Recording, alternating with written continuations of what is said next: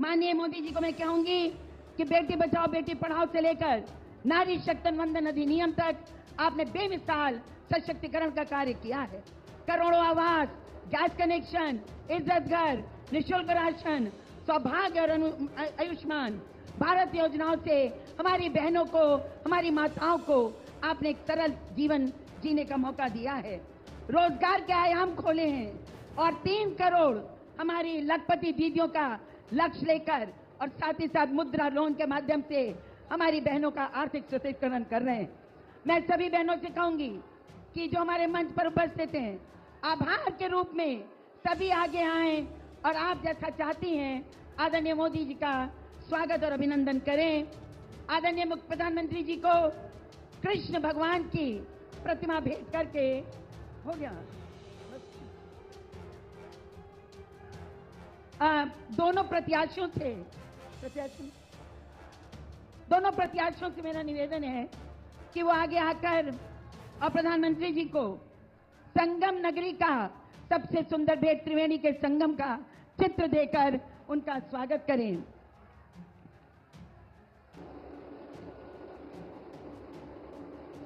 भारत माता की, भारत माता की, भारत माता की।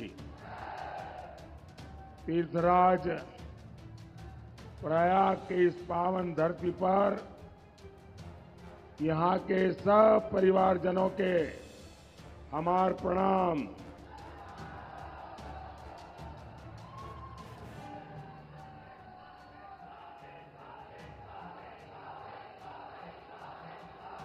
आज मंगलवार है और पास में बड़े हनुमान जी का पावन धाम है। मैं परेड ग्राउंड के इस मंच से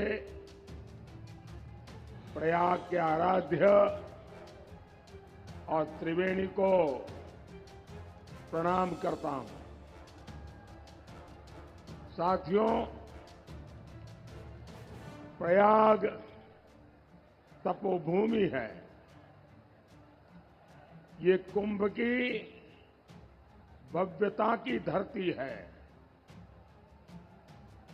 यहां कटरा के कचौड़ी भी है और समोसे का स्वाद भी है। यहां इलाहाबाद यूनिवर्सिटी भी है और गुरु भारद्वाज के आश्रम भी है। यहां लेटे हनुमान जी भी है और माता आलोपी भी है। और इसलिए तीर्थराज प्रयाग का आशीर्वाद मतलब पूरे ब्रह्मांड का आशीर्वाद। और प्रयाग कैसे अनंत आशीर्वाद दे रहा है, ये आपका उत्साह बता रहा है।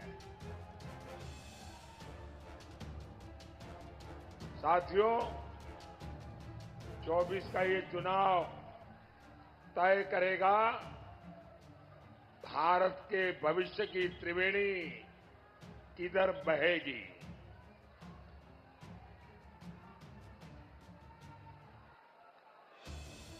आप भी देख रहे हैं, आज भारत की पहचान कैसे होती है। भारत की पहचान अब एक्सप्रेस वेज से होती है। भारत की पहचान इंफ्रास्ट्रक्चर से होती है। बड़े बड़े देश मुझसे कहते हैं भारत की डिजिटल टेक्नोलॉजी हमें भी चाहिए। भारत अब दुनिया में अपनी आवाज बुलंद कर रहा है। भारत G20 का आयोजन करवाता है तो पूरी दुनिया हैरान हो जाती है। और साथियों, यही तो प्रयागराज का इस क्षेत्र का मिजाज है। यहां के लोग ना किसी से दब के रहते हैं, ना किसी से डर के रहते हैं। जो जिंदादिली मैंने प्रयागराज के लोगों में देखी है, वो कम ही मिलती है। और यही मिजाज तो आज के भारत का भी मिजाज है। साथियों, आज जब भारत आगे बढ़ रहा है तो हर देश प्रेमी इससे खुश है। लेकिन आप देखिए,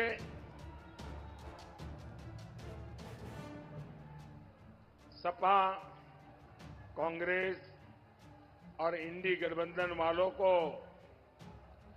भारत का गौरव गान हजम नहीं होता। और ये करते क्या है? कांग्रेस के शहजादे भारत को गाली देने के लिए विदेश जाते हैं। ये इंडी गठबंधन वाले चुनाव भी किस एजेंडा पर लड़ रहे हैं? इनका एजेंडा है कश्मीर में आर्टिकल 370 फिर से लाएंगे। इनका एजेंडा है सीएए को रद्द करेंगे।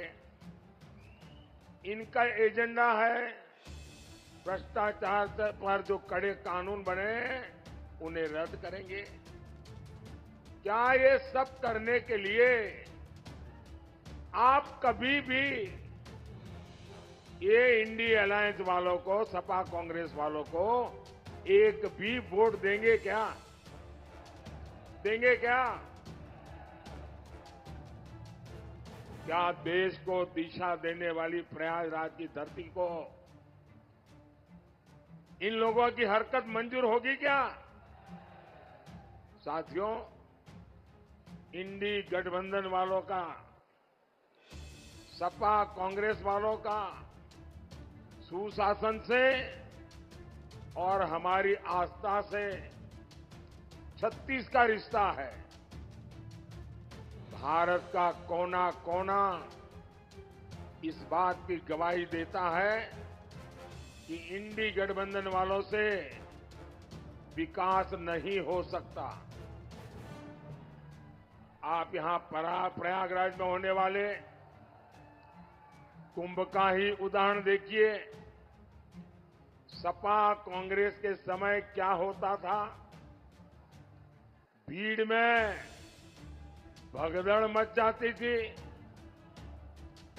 लोगों को अपनी जान गंवानी पड़ती थी। हर तरफ अव्यवस्था होती थी। जानते हैं क्यों? क्योंकि उन्हें कुंभ से ज्यादा अपने वोट बैंक की चिंता रही है। अगर कुंभ के लिए ज्यादा कुछ करते दिख गए तो कहीं उनका वोट बैंक बुरा न मान जाए। इन लोगों को वोट बैंक का इतना डर सताता था। सपा कांग्रेस में तुष्टीकरण का कंपटीशन होता था। आप मुझे बताइए, राम मंदिर का बहिष्कार करने वाले ये लोग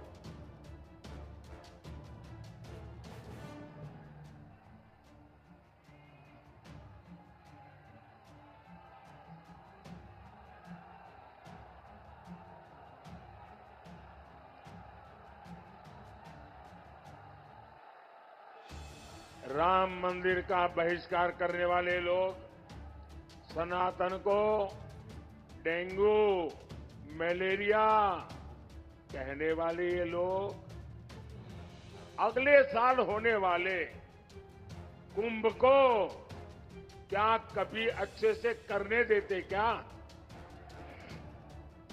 साथियों, मोदी का मंत्र है विकास भी विरासत भी। अभी अयोध्या में भव्य राम मंदिर बना है। अब निषाद राज के श्रृंगवेरपुर का विकास भी किया जाएगा। श्रृंगवेरपुर राम वनगमन पथ का प्रमुख तीर्थ बनेगा। क्या सपा कांग्रेस वाले कभी भी ये काम करेंगे क्या? सपा कांग्रेस के शहजादों को अपने परिवार के आगे कुछ भी दिखता नहीं है।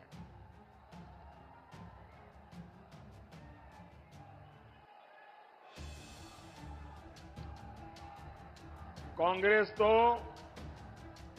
आजादी का सारा श्रेय भी एक परिवार को देना चाहती है। आपको मालूम होगा गुजरात में सरदार वल्लभ भाई पटेल का स्टैच्यू बना है, स्टैच्यू ऑफ यूनिटी। ये दुनिया में सबसे ऊंचा स्टैच्यू है। सरदार वल्लभ भाई पटेल का है। सरदार वल्लभ भाई पटेल कांग्रेस के थे। स्टैच्यू मोदी ने बनवाया, लेकिन ये कांग्रेस का परिवार उस तरफ जाने का उनको डर लगता है कि इतने बड़े स्टैच्यू का अगर परछाया भी उन पर आ जाएगा तो शायद उनके लिए आफत आ जाएगी। साथियों, सपा और कांग्रेस का चरित्र ही विकास विरोधी है।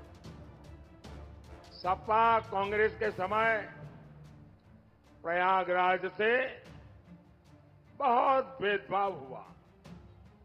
आपको याद है ना कैसे बिजली के लिए यहां के लोगों को तरसा कर रखा जाता था। हर दुकान के बाहर जनरेटर का शोर और धुआं रहता था। आज हमारे योगी जी, हमारे केशव प्रसाद मौर्य जी, हमारी भाजपा सरकार में तो हर जिले को बराबर और भरपूर बिजली मिल रही है।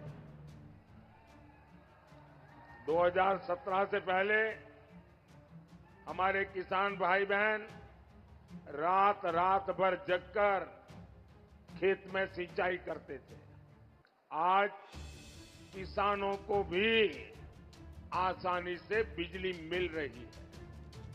साथियों, आज हमारा प्रयास विकास की नई ऊंचाइयों को छू रहा है। Prayagraj, Raebareli, Lucknow 4 lane highway, Ganga expressway, Haldia से प्रयागराज तक वाटरवे, अमृत स्टेशन और वंदे भारत ट्रेनें, हर क्रॉसिंग पर ओवरब्रिज और अंडरपास, गंगा जी पर iconic cable bridge, Bamroli airport का कायाकल्प। पहले जो कल्पना नहीं होती थी, आज वो साकार हो रहा है। साथियों, यूपी के ऐसे बहुत फर्स्ट टाइम वोटर हैं जिन्हें पता ही नहीं होगा परिवारवादी पार्टी के दिनों में क्या होता था, कैसे हमारी बहन बेटियों का घर से बाहर निकलना मुश्किल होता था। उद्योग धंधे सब चौपट पड़े थे। किसी भी व्यापारी को वसूली और फिरौती का फरमान आ जाता था। हमारा तीर्थराज प्रयाग, यहां खुलेआम सड़कों पर बम चलते थे, गोलियां चलती थी, गुंडे माफिया बेखौफ अपनी शेखी बगाड़ते थे। सीधे सच्चे लोग दहशत में जीते थे। यहां के दुकानदार, यहां के कारोबारी भूल सकते हैं क्या कि उनके हालत रहती थी उस समय। लेकिन जब से भाजपा सरकार आई है, माफिया के खिलाफ यहां सफाई अभियान चल रहा है।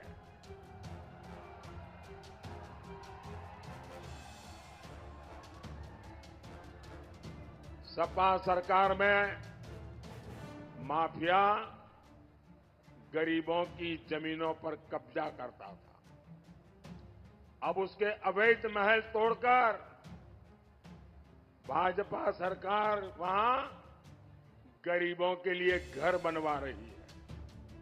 साथियों, प्रयागराज शिक्षा का इतना बड़ा केंद्र है, यहां के युवा कभी भूल नहीं सकते सपा सरकार कैसे आपके सपनों का सौदा करती थी। मेहनत आपकी, योग्यता आपकी, लेकिन नौकरी किसी और को मिलती थी। नौकरी दी जाती थी जाति देख करके, नौकरी मिलती थी घुस देने वालों को। यूपी पीएससी को इन लोगों ने परिवार सर्विस कमीशन बना दिया था।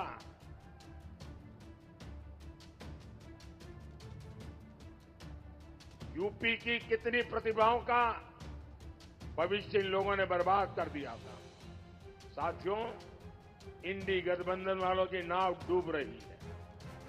इनका एक ही सहारा है, झूठ, लगातार झूठ, हर जगह पे झूठ, बार बार झूठ। ये संविधान को लेकर देश में झूठ फैला रहे हैं। संविधान को किससे खतरा है, ये प्रयागराज से बेहतर कौन बताएगा। आप जरा बताइए, आपातकाल लगाकर संविधान को बदलने की साजिश किसने की थी। यही इलाहाबाद हाईकोर्ट ने कांग्रेस की तानाशाही पर लगाम लगाई थी। रायबरेली में लोकतंत्र को लूटने की कोशिश की गई थी। हाईकोर्ट ने उस चुनाव को रद्द करके इंदिरा गांधी के चुनाव लड़ने पर रोक लगा दी थी।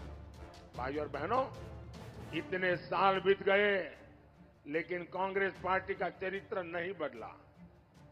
बाबा साहब आंबेडकर भी धर्म के आधार पर आरक्षण के खिलाफ थे, लेकिन कांग्रेस सपा वाले संविधान के खिलाफ जाकर दलितों पिछड़ों का आरक्षण अपने वोट बैंक को, वोट जिहाद वालों को देने की तैयारी में। कर्नाटका में तो कांग्रेस सरकार ने ओबीसी कोटा मुसलमानों को दे दिया है। अब यही काम ये देश भर में करना चाहते हैं, लेकिन मोदी आज प्रयागराज की धरती पर गारंटी देवे आवा है।